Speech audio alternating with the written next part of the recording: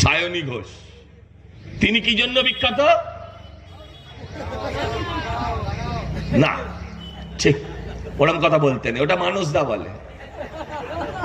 সায়নী ঘোষ বিখ্যাত হচ্ছেন শিব ঠাকুরকে টুপি পরিয়েছিলেন, একটি বিশেষ ধরনের টুপি, ওটা নাম নেব না আমি।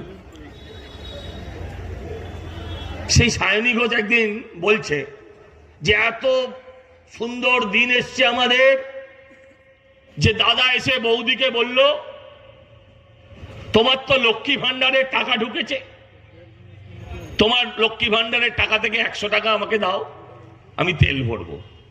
তাই শুনে তৃণমূলের বাঁদরদের কি আত্মালি। আরে মূর্খ, বোঝার চেষ্টা কর যে নারায়ণের কাছে 100 টাকাও নেই, তাই তাকে বৌদির কাছে হাত পাততে হচ্ছে। লক্ষ্মী ভান্ডার দিয়ে নারায়ণকে সমাজ থেকে দূর করে দিয়েছে যারা, সেই লক্ষ্মী ভান্ডার আপনার কোন কাজে লাগে?